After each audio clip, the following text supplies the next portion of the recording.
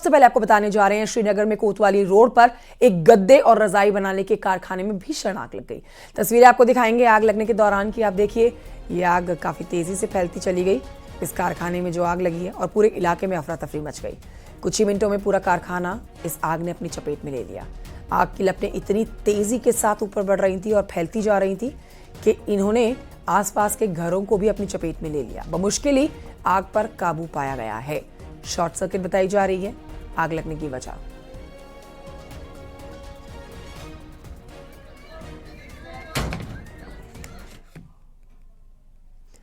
विकास नगर के हबरपुर क्षेत्र में देर रात भीषण आग लगने से पूरे इलाके में हड़कंप जो मचा है उस पर आपको अपडेट दे देते हैं।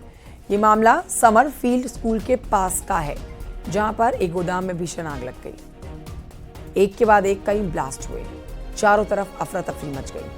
पास में खड़ी एक बाइक भी इसकी चपेट में आकर जलकर राख हो गई। सूचना पाते फायर ब्रिगेड की 3 गाड़ियां मौके पर पहुंची। बमुश्किल आग पर काबू पाया गया।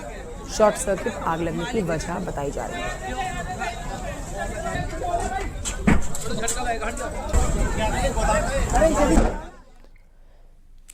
बड़ी खबर विकास नगर से, जहां पर पुलिस और गौकशी के आरोपियों के बीच में मुठभेड़ हो गई है। आरोपी एहसान के पैर में गोली लगी है, जिसे इलाज के लिए अस्पताल में भर्ती कराया गया। यूपी के रहने वाले सहारनपुर आरोपी एहसान पर पहले ही गैंगस्टर के साथ कई और गौकशी के मामले दर्ज है। सोमवार को 13 गौवंशों के अवशेष मिले। इस मामले में पहले ही गौकशी के मामले में पुलिस ने 10 और आरोपियों को गिरफ्तार कर लिया है।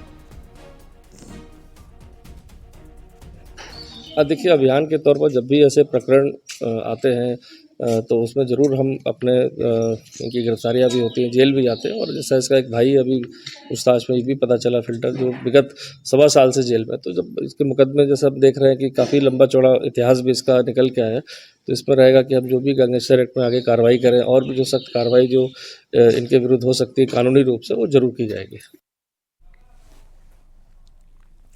देहरादून से सोर्सेज के हवाले से एक बड़ी खबर आ रही है कि सरकार आज से 10 नामों की लिस्ट जारी कर सकती है। सरकार जारी कर सकती है आज से 10 और दायित्वधारियों के नामों की लिस्ट। करीब 10 और बीजेपी के नेताओं को जिम्मेदारी दी जा सकती है। केएमवीएन जीएमवीएन अध्यक्ष पद पर हो सकती है तैनाती। वन विकास निगम, कर्मकार कल्याण बोर्ड, फिल्म विकास परिषद में दायित्वधारियों की ये सूची आज जारी की जा सकती है। इसको लेकर बड़ी घोषणा की जा सकती है। सुनील अप्रभात और जानकारी देंगे इस खबर पर। सुनील, ये बड़ा अपडेट है। सरकार ने कल 20 लोगों को दायित्व दिया था, आज 10 और नामों का ऐलान हो सकता है। बिल्कुल कंचन, जो बीजेपी से जुड़े सूत्र हैं वो बताते हैं कि जल्द ही 10 और नामों की एक लिस्ट जारी हो सकती है, क्योंकि अभी भी बहुत सारे जो महत्वपूर्ण बोर्ड हैं, निगम हैं, उनमें पद खाली पड़े हुए हैं। चाहे हम बद्रीनाथ केदारनाथ मंदिर समिति के अध्यक्ष की बात करें, क्योंकि 30 अप्रैल से चारधाम यात्रा शुरू होने वाली है। बीकेटीसी में अभी तक अध्यक्ष नियुक्त नहीं है और बीकेटीसी के जो तमाम कामकाज होते हैं वो बोर्ड की सहमति से होते हैं और बोर्ड उसके बाद ही माना जाएगा जब वहां पर अध्यक्ष की नियुक्ति होगी। लिहाजा जल्द ही सरकार वहां पर किसी को अध्यक्ष नियुक्त कर सकती है। वन विकास निगम में पोस्ट खाली है, इसके अलावा फिल्म विकास परिषद में भी वहां पर खाली है। और जो हमारे सोर्सेज बताते हैं कि फिल्म विकास परिषद जैसे बोर्ड में जहां पर अध्यक्ष की नियुक्ति होनी है, पूर्व जो सीएम रहे हैं रमेश पोखरियाल निशंक, उनकी बेटी आरुषि निशंक का नाम भी इससे जोड़कर देखा जा रहा है। पूर्व कैबिनेट मंत्री हरक सिंह रावत की जो पुत्रवधू हैं, उनका नाम भी माना जा रहा है कि जो अगली जो 10 लोगों की जो सूची है उसमें ये नाम भी उसमें शामिल हो सकते हैं। जी ठीक है, बहुत शुक्रिया आपका सुनील अप्रभात। इस खबर पर आप नजर बनाए रखिएगा। उधर मंगलवार को धामी सरकार ने 20 लोगों को सरकार में दायित्व दिया था। अब आज 10 और नामों को शामिल किया जा रहा है इस सूची में और इनके नामों का जो ऐलान हो सकता है उस पर आपको तस्वीरों के साथ ये जानकारी दे देते हैं कि अजय कोठियाल को राज्य पूर्व सैनिक कल्याण सलाहकार समिति का अध्यक्ष बनाया गया है। धामी सरकार ने सुप्रीम कोर्ट में ट्रिपल तलाक का मुद्दा उठाने वाली सायरा बानो को राज्य महिला आयोग का उपाध्यक्ष बनाया है। ऐश्वर्या रावत को भी राज्य महिला आयोग का उपाध्यक्ष बनाया गया है। ट्रांसजेंडर रंजनी रावत को समाज कल्याण योजना अनुश्रवण समिति का उपाध्यक्ष बनाया गया है। कुलदीप कुमार को उत्तराखंड वन पंचायत सलाहकार परिषद का अध्यक्ष बनाया गया है। श्याम अग्रवाल को उत्तराखंड आवास सलाहकार परिषद का उपाध्यक्ष बनाया गया है। शांति मेहरा को वरिष्ठ नागरिक कल्याण परिषद का उपाध्यक्ष बनाया गया है, माफ कीजिए। और साथ ही ये भी जानिए कि कृषि कांडवाल को सिंचाई सलाहकार समिति का उपाध्यक्ष बनाया गया। तो 20 नाम है कुल, और इस लिस्ट में हर एक नाम को बड़ी जिम्मेदारी दे दी गई है। कुछ नाम, कुछ चेहरे हमने आपको दिखाए हैं। 20 नाम है जिनको मिली है बड़ी जिम्मेदारी। अब इस लिस्ट में 10 और नामों को शामिल करने की जानकारी मिल रही है, जिनकी घोषणा आज की जा सकती है।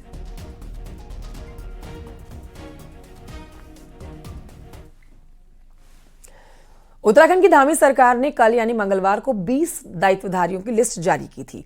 सुप्रीम कोर्ट में ट्रिपल तलाक की लड़ाई लड़ने वाली सायरा बानो को बड़ी जिम्मेदारी दी गई है। और सायरा बानो को देखिए, ये जिम्मेदारी मिलने के बाद वो मुख्यमंत्री धामी से मिलने के लिए पहुंची और उन्होंने उनका शुक्रिया अदा किया और उनको पुष्प भेंट किए।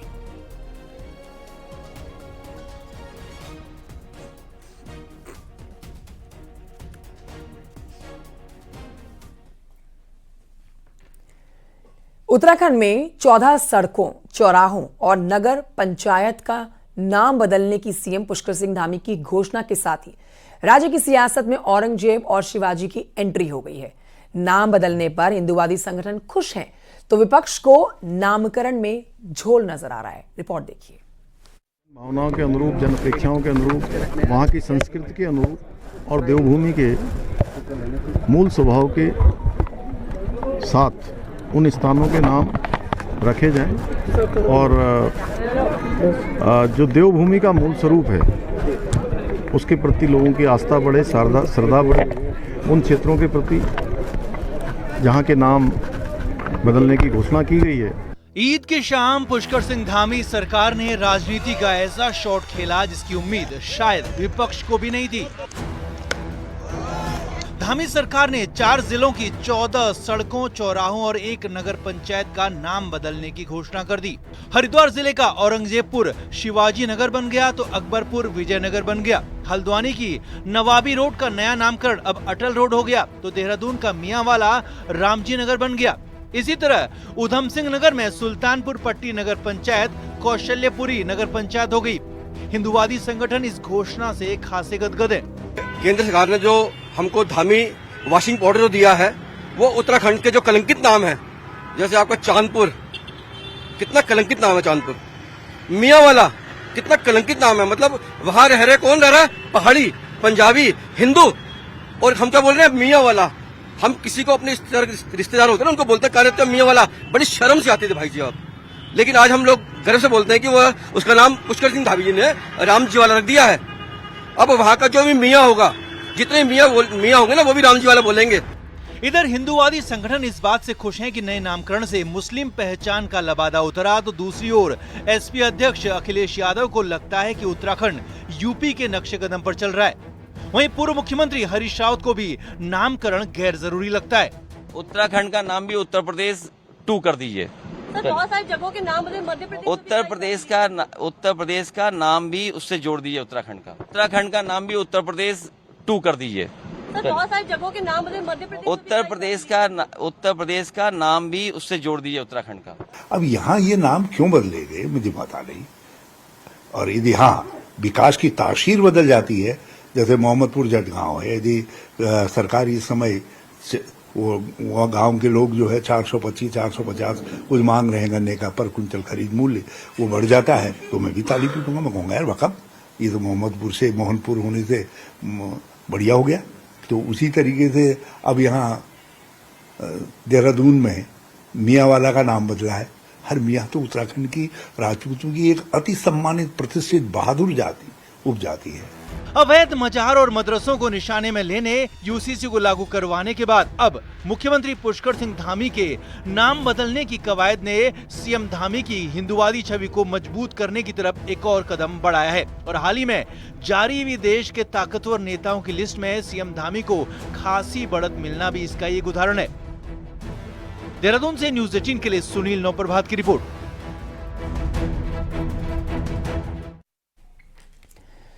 उत्तराखंड में नाम बदलने को लेकर आए एसपी अध्यक्ष अखिलेश यादव के बयान की पूर्व सीएम हरीश रावत ने निंदा की है। उन्होंने कहा कि उत्तराखंड हमने बड़े संघर्षों के बाद हासिल किया है।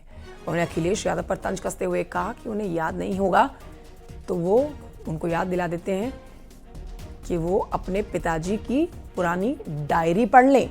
उत्तराखंड हमारे संघर्ष, अभिमान और स्वाभिमान का प्रतीक है। अखिलेश का इस तरह का बयान स्वीकार नहीं किया जा सकता। अखिलेश जी ने किस सोच से काम मैं नहीं जानता, मगर उनको याद होना चाहिए, नहीं तो अपने पिताजी की पुरानी डायरी पढ़ लें। हमने संघर्ष से लड़ करके इस राज्य को बनाया है, तो इसलिए उत्तराखंड हमारे संघर्ष और स्वाभिमान, अभिमान का प्रतीक है। और हम इसलिए मैं अखिलेश जी की इस कमेंट को स्वीकार नहीं करता। प्रदेश के मुख्य सचिव आनंद वर्धन आज हरिद्वार दौरे पर रहने हैं और हरिद्वार पहुंचकर मुख्य सचिव जिला प्रशासन के अधिकारियों के साथ अर्ध कुंभ मेला 2027 की तैयारियों का समीक्षा करने जा रहे हैं। मुख्य सचिव अधिकारियों के साथ कुंभ मेला क्षेत्र का स्थलीय निरीक्षण भी कर रहे हैं। दरअसल 2027 में हरिद्वार में अर्ध कुंभ मेले का आयोजन होना है। सरकार और धार्मिक संस्थाएं अर्ध कुंभ को पूर्ण कुंभ के तौर पर आयोजित करने की योजना बना रहा है। आनंद वर्धन इसी की समीक्षा करेंगे। और आइए बढ़ते हैं आगे। इस वक्त की बड़ी खबर आपको बताते हैं। चमोली से बड़ी खबर आ रही है, जहां पर एक बार फिर से 2 प्रशासनिक अधिकारी जो है वो आमने सामने आ गए हैं। आबकारी अधिकारी ने डीएम पर अभद्रता का आरोप लगाया। औचक निरीक्षण के दौरान अभद्रता का आरोप लगाया जा रहा है। मंगलवार को डीएम ने आबकारी अधिकारी के कार्यालय का औचक निरीक्षण किया। मौके से गायब मिले थे अधिकारी और कर्मचारी। डीएम ने आबकारी अधिकारी को रोका था और उनका मानदेय रोका था। जिला आबकारी अधिकारी ने सीएम को पत्र लिखा इसको लेकर। दुर्गेश कुमार त्रिपाठी हैं चमोली के आबकारी अधिकारी।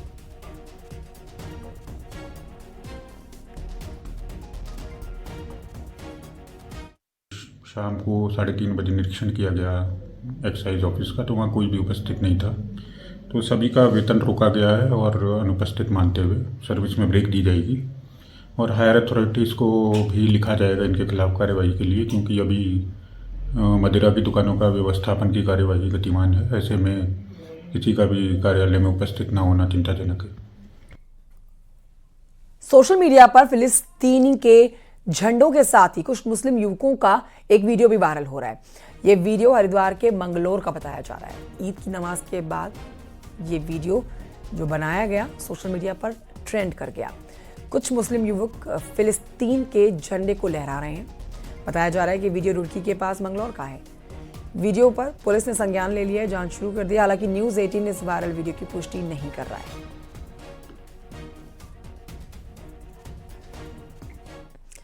उत्तरकाशी से बड़ी खबर है। यहां पर मौरी ब्लॉक में यूटिलिटी गाड़ी हादसे का शिकार हो गई। 2 लोगों की इस हादसे के दौरान मौत हो गई है। 20 लोग घायल हुए हैं। बेकाबू यूटिलिटी गाड़ी पुल पर हादसे का शिकार हुई है। हालांकि ज्यादातर लोग छिटक कर नदी में गिर गए, लेकिन इसी दौरान एक बच्चे के साथ 2 लोगों की मौत हो गई। स्थानीय लोगों और एसडीआरएफ ने घायलों को अस्पताल में भर्ती कराया। 5 लोगों की हालत को गंभीर देखते हुए देहरादून रेफर किया गया है।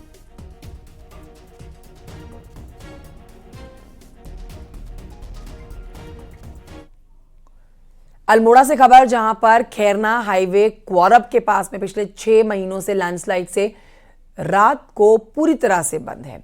कई बार मलबा आने से दिन में भी ये रास्ता बंद हो जाता है। लगातार हाईवे में पहाड़ी से पत्थर गिर रहे हैं। पर्यटन सीजन शुरू होने वाला है, लेकिन पहाड़ के लिए क्वारब चिंता का विषय बना हुआ है।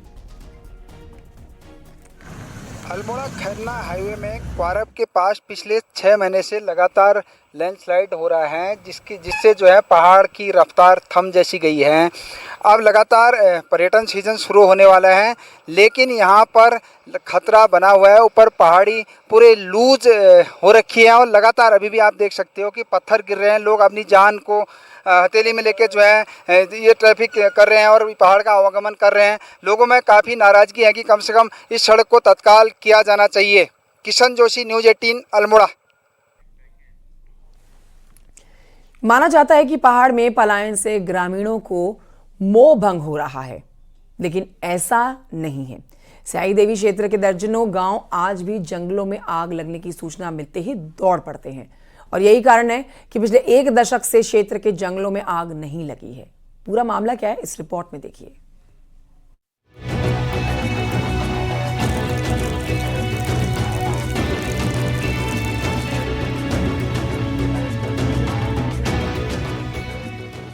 अल्मोड़ा जिले के स्याही देवी क्षेत्र के जंगल पिछले 1 दशक से सुरक्षित हैं, जहां कोई वृक्षारोपण नहीं हुआ, फिर भी जंगल घने हैं और जब भी जंगलों में आग की सूचना मिलती है, इलाके के लोग और महिलाएं सभी काम छोड़कर आग बुझाने के लिए भागते हैं, जो आज उत्तराखंड के लिए मॉडल के तौर पर तैयार हो रहा है।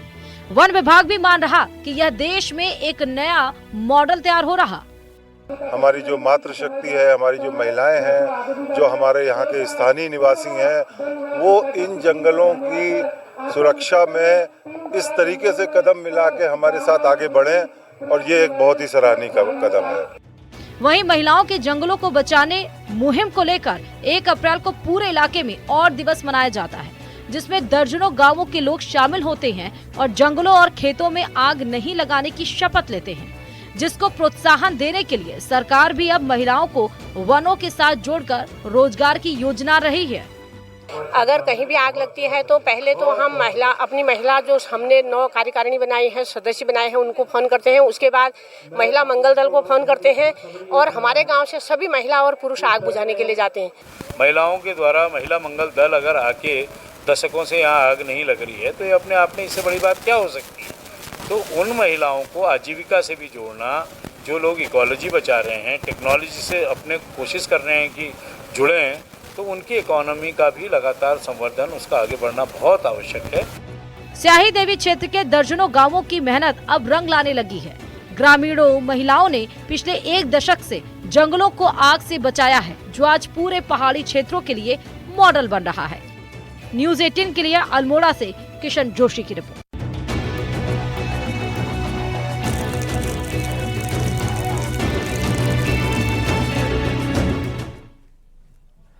रुद्रप्रयाग निवासी मनदीप बुटोला का एआई तकनीकी से बना ड्रोन इन दिनों खूब सुर्खियां बटोर रहा है।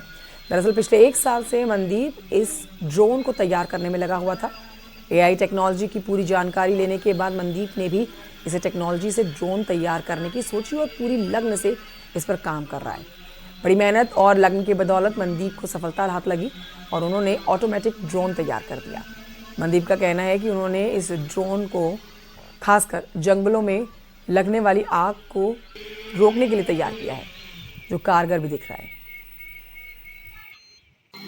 सीट के आसपास लगा रहेगा।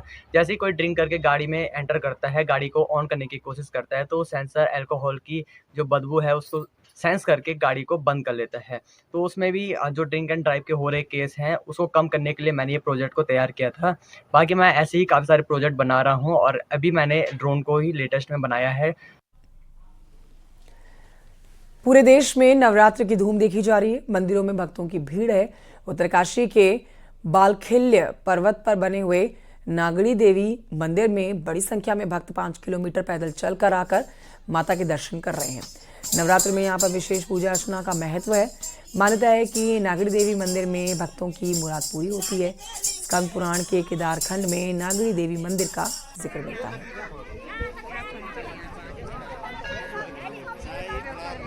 ये 15 अगस्त सन 1947 को जिस दिन हमारा देश आज़ाद हुआ और दिल्ली में लाल किले में झंडा रोहण हो रहा था, ठीक उसी टाइम इस मंदिर की बुनियाद पड़ रखी है।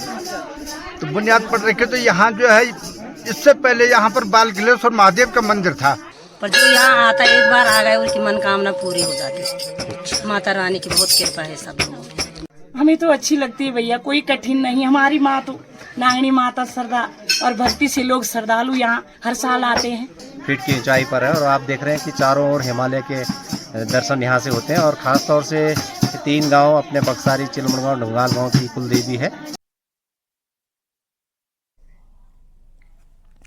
रामनगर के गर्जिया देवी के दरबार में नवरात्र में श्रद्धालुओं का जमावड़ा लगा हुआ है। रामनगर शहर से 14 किलोमीटर दूर गर्जिया देवी मंदिर लाखों श्रद्धालुओं की यहाँ पर आस्था का केंद्र है। चैत्र नवरात्र में यहाँ हर रोज सुबह 4 बजे से ही भक्तों की लंबी कतारें लगना शुरू हो जाती हैं। श्रद्धालु मां का दर्शन करने के लिए दूर दराज इलाकों से यहाँ पहुँचे हैं। कोसी नदी की 2 धाराओं के बीच में एक टीले पर बना है गर्जिया देवी का ये मंदिर, जो कि पौराणिक मान्यताओं और आस्था के लिए प्रसिद्ध है। 4 बजे से बहुत लंबी लाइन लगी हुई थी, आप जाके दर्शन में, पर हाँ माता के दरबार में दर्शन करके बहुत अच्छा लगा। जो मेहनत हुई उसका फल मिला। आगे माता के दरबार में जो भी आता है उसकी सारी मनोकामनाएं पूर्ण होती। गर्मियों का सीजन शुरू होते ही ऋषिकेश में पर्यटकों का दबाव बढ़ने लगा है। गर्मी बढ़ते ही यहां पर रिवर राफ्टिंग के साथ ही कई और एक्टिविटीज के लिए बड़ी संख्या में श्रद्धालु पहुंच रहे हैं। पर्यटन हालांकि इस पर्यटक को देखने के लिए, इसको अनुभव करने के लिए यहां पर पहुंच रहे हैं। और देखिए, अभी यात्रा की शुरुआत में 26 दिन का वक्त है। मुनि की रेती में ट्रैफिक का भारी दबाव बढ़ गया है। ऐसे में ट्रैफिक दबाव की चुनौती से निपटने के लिए पुलिस प्रशासन ने विशेष तैयारी की है। एसएसपी टिहरी आयुष अग्रवाल का कहना है कि सीजन की शुरुआत से ही प्रशासन अलर्ट मोड में आ गया है। टूरिस्ट सीजन लगभग स्टार्ट हो चुका है और अगले माह चारधाम यात्रा भी शुरू हो जाएगी। इसमें जो हमारा मुनि की रेती और तपोवन क्षेत्र है, यहाँ अत्यधिक संख्या में बाहरी टूरिस्ट का आवागमन होता है, जिस कारण से ट्रैफिक जाम की भी समस्या बनती है। इसको देखते हुए पुलिस के द्वारा अपनी जो तैयारियां हैं वो की गई हैं कि किस तरह से जो ट्रैफिक का दबाव है इसको मिनिमाइज़ किया जा सके, उसको स्मूथली रन कराया जा सके। और आइए बढ़ते हैं आगे, आपको बताते हैं केदारनाथ धाम जैसी विषम परिस्थितियों वाले क्षेत्र में इन दिनों मजदूर बर्फ सफाई के काम में जुटे हुए हैं। 2 मई को बाबा केदारनाथ धाम के कपाट खुलने जा रहे हैं। ऐसे में प्रशासन की तैयारियां युद्ध स्तर पर चल रही हैं। गौरीकुंड से केदारनाथ तक 19 किलोमीटर का पैदल मार्ग है, जबकि यहाँ पर बड़े बड़े ग्लेशियर्स गिरे हुए हैं। अब उनको काट कर रास्ता तैयार किया जा रहा है। इस बार यात्रा की शुरुआत में तीर्थयात्री ग्लेशियरों के बीच से होकर रोमांचकारी यात्रा का आनंद ले सकेंगे।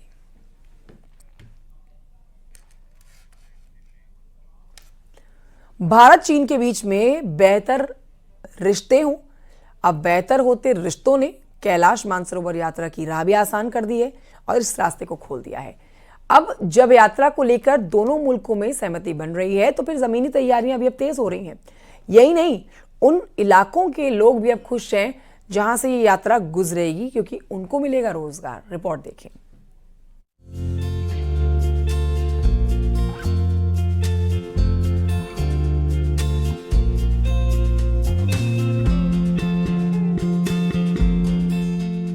डोकलाम विवाद के बाद कैलाश मानसरोवर यात्रा पूरी तरह बंद है। इन 5 सालों में दोनों मुल्कों के रिश्ते तो तल्ख रहे ही, साथ ही यात्रा पर रोक भी लगी रही है। लेकिन अब कई दौर की वार्ता के बाद भारत चीन रिश्तों में जमी बर्फ गलनी शुरू हो गई है। ऐसे में अब इस साल की कैलाश मानसरोवर यात्रा तय मानी जा रही है। लेकिन पूरे 5 साल बाद होने वाली ये यात्रा कई मायनों में अलग होगी, जिसके लिए कुमाऊं मंडल विकास निगम ने तैयारियां भी तेज कर दी हैं। उच्च हिमालयी इलाके में होने वाली यात्रा इस बार सिर्फ 10 दिनों में ही पूरी हो जाएगी। महत्वपूर्ण यात्रा हमारी कोविड के समय से बंद है और अभी वर्तमान में इस यात्रा के लिए सहमति बनी हुई है और इसलिए इस यात्रा को शुभारंभ करने के लिए राज्य सरकार के कुमाऊं मंडल विकास निगम हम ये यात्रा को कराता है और इसलिए उसकी प्रक्रिया जारी है।